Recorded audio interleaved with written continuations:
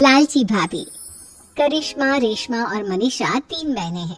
उनका एक भाई भी है, मयंक। मयंक अपनी बहनों को बहुत प्यार करता है, लेकिन मयंक की पत्नी सविता इस मामले में मयंक से बिल्कुल ही अलग है।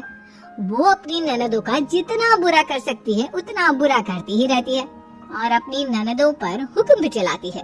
करिश्मा, करिश्मा, तुमने अभी तक नाश्ता नहीं बनाया? तुम्हारे भैया को ऑफिस जाने में देर हो रही है। हाँ भाभी, बस अभी बनाती हूँ। करिश्मा, तुम ये ढीलापन छोड़ दो। कल को पराये घर जाना है। वहाँ अगर तुम इस तरह से काम करोगी तो लोग क्या कहेंगे कि माँ ने और भाभी ने कुछ सिखाया नहीं। और तुम्हारी दोनों बहनें कहाँ हैं? रेशमा मार्केट गई है और मनीषा सो रही है। क्या? सुबह के 8 बज रहे हैं और ये महारानी अभी भी सो रही है? ये कहते हुए सविता अपनी सास दुर्गा देवी के पास जाती है। माँ जी, देख रही हो अपनी बेटियों के तौर तरीके? क्या हुआ बहू, सुबह सुबह क्या कर दिया मेरी बेटियों ने? अरे एक तो अभी अभी उठकर किचन में गई है, दूसरी सुबह सुबह बाहर चली गई और तीसरी अभी तक सो रही है। क्या करूं मैं इन तीनों का, मैं तो परेशान हो गई हूँ। जा जाकर उठा उसे, रेशमा से मैं बात करती हूँ। सविता सीधा मनीषा के कमरे में जाती है और उससे कहती है, महारानी जल्दी उठो, सूरज सर पर आ गया है। भाभी थोड़ी देर और सोने दो ना, मैं रात को लेट सोई थी। वो क्या है ना, यूनिट टेस्ट चल रहा है। शराफत से उठती है या नहीं, या फिर पानी की भरी बाल्टी डालूं तेरे ऊपर? नहीं नहीं भाभी, मुझे बिस्तर में नहीं लाना, उठती हूँ मैं। मनीषा जल्दी से उठकर बाथरूम में चली जाती है। सभी आराम से बैठकर नाश्ता कर रहे होते कि तभी रेशमा बाजार से हाथ में सामान लिए आ जाती है। रेशमा को देखते ही सविता उस पर परस पड़ती है।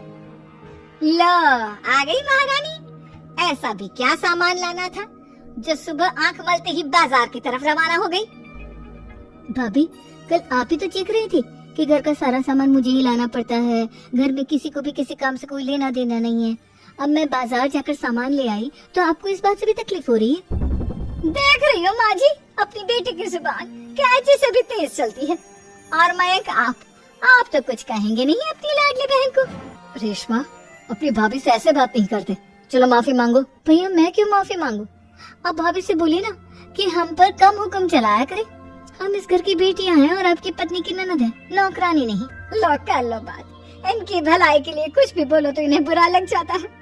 इस घर में यही इज्जत है मेरी। देख लो माँ जी, आपकी बेटी किस लहजे में मुझसे बात कर रही है। सविता वहाँ से चली जाती है। मयंक को बहुत गुस्सा आता है, वो भी वहाँ से चला जाता है। फिर करिश्मा रेशमा को समझाती है। रेशमा, तुम्हें भाभी से माफी मांग लेनी चाहिए थी ना। लेकिन दीदी, मैंने कुछ किया ही नहीं, तो मैं माफी क्यों मांगू? हाँ करिश्मा दीदी, रेशमा दीदी जैसे ही घर में आई भाभी ही उन पर चिल्ला रही थी। हाँ, मैं मानती हूँ कि गलती भाभी की थी। मैं तो इसलिए बोल रही हूँ कि भाभी ने माँ को तो पूरी तरह अपने वश में कर लिया है। वो हमारी बात सुनती ही नहीं। मयंक भैया हमारे लिए हमेशा खड़े रहते हैं, इसलिए उनकी बात का मान तो तुम्हें रखना चाहिए था ना। कोई फायदा नहीं दीदी, कुछ दिनों की बात और है, भाभी उन्हें भी हमारे खिलाफ भड़का देंगी। फिर वो भी माँ की तरह हमारी किसी बात का विश्वास नहीं करेंगे। इसी तरह सविता अपनी तीनों ननदों को किसी न किसी बात पर परेशान करती रहती थी। एक दिन मयंक अपनी तीनों बहनों के लिए गिफ्ट लाया। क्या रेशमा, ये तुम्हारे लिए हार का सेट। रेशमा, तुम्हारे लिए सुंदर सी ड्रेस। और मनीषा, तुम्हें किताबें पसंद है ना, तुम्हारे लिए किताबें लाया हूँ। थैंक यू भैया। थैंक यू भैया। थैंक यू भैया। करिश्मा, तुम्हारा नेकलेस कितना सुंदर है, ये भैया कहाँ से ले आए होंगे? मैंने भैया को 3 दिन पहले फोन पर ये डिजाइन दिखाया था और आज भैया ये ले आए। सविता तो अपनी ननदों की गिफ्ट्स देखकर जल गई और करिश्मा का नेकलेस तो उसे भी बहुत पसंद आया था। अपनी बहनों के लिए कितना अच्छा नेकलेस लेकर आए हैं, मुझे कभी कोई गिफ्ट नहीं दिया। मैं आज ही ये हार चुरा लूंगी। रात में सविता करिश्मा का हार चुरा लेती है और इसी तरह उसे अपनी ननदों की जो भी चीज अच्छी लगती वो उसे मांगती नहीं, बल्कि रात के अंधेरे में चुरा लेती। इसी तरह दिन बीतते गए और सविता ने मयंक के दिल में भी उसकी बहनों के लिए नफरत पैदा कर दी। एक दिन मयंक ने करिश्मा और रेशमा के लिए रिश्ता देखा और ये बात उसने घर में सबको बताई। माँ, करिश्मा और रेशमा के लिए बहुत अच्छा रिश्ता आया है, वो लोग कल इन्हें देखने आ रहे हैं। आप और सविता मिलकर सारी तैयारी कर लेना। ये सुनकर करिश्मा और रेशमा खुश हो जाती हैं, लेकिन सविता सोचती है, अगर इन दोनों बहनों की शादी हो गई तो घर और बाहर का काम कौन करेगा?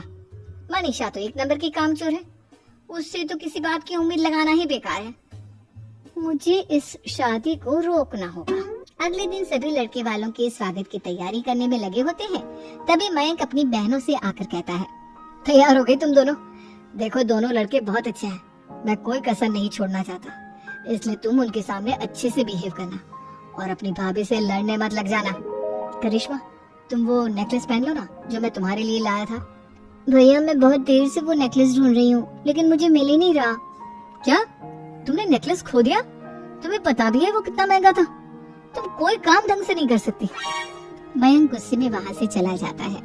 थोड़ी देर बाद लड़के वाले भी आ जाते हैं। वो दोनों बहनों को पसंद कर लेते हैं और रिश्ता पक्का हो जाता है। लेकिन सविता के दिमाग में तो कुछ और ही खिचड़ी पक रही थी।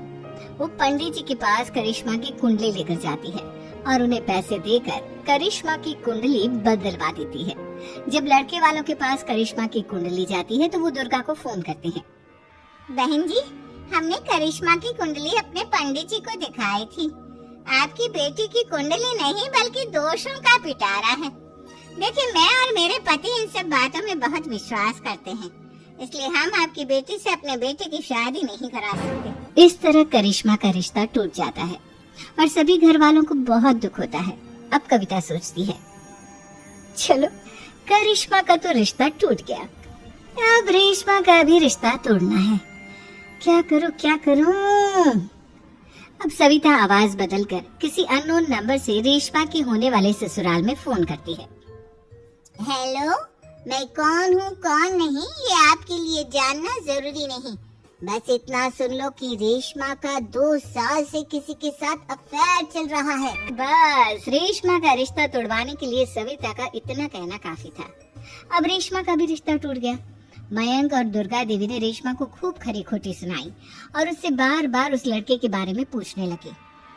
आप दोनों मुझे क्यों परेशान कर रहे हो? अरे कोई लड़का होगा मेरी लाइफ में तो मैं बताऊंगी ना, जब कोई है ही नहीं तो कहाँ से लाऊं मैं कोई लड़का? तो तेरे होने वाले ससुराल वालों को फोन किसने किया था? माँ मैं नहीं जानती किसने फोन किया था, मैं सच कह रही हूँ। मैं तो पहले ही कह रही थी इसकी लगाम खींच कर रखो, लेकिन मेरी सुनता ही कौन है। आप चुप रहिए भाभी, ये सब आपका ही किया धरा है। अब तीनों बहनों को विश्वास हो जाता है कि ये सब उनकी भाभी ही कर रही है। तीनों बहनें अपनी भाभी को सबक सिखाने के लिए एक वकील कर लेती हैं और घर में हिस्सा मांगना। देखो भैया, माँ बाप की जायदाद में जितना बेटों का हक होता है उतना ही बेटियों का, इसलिए इस घर के 4 हिस्से होंगे और हमें अपना हिस्सा चाहिए। मैंने तुम्हारे लिए क्या क्या नहीं किया और तुम इस घर में हिस्सा मांग रही हो? भैया, आप और माँ हम बहनों की कोई बात नहीं सुनते हो और भाभी हमारी शादी नहीं होने देगी क्योंकि उन्हें लगता है कि आप हमारी शादी में ज्यादा पैसा लगाओगे और उन्हें हम जैसी फ्री की नौकरानी कहाँ मिलेगी।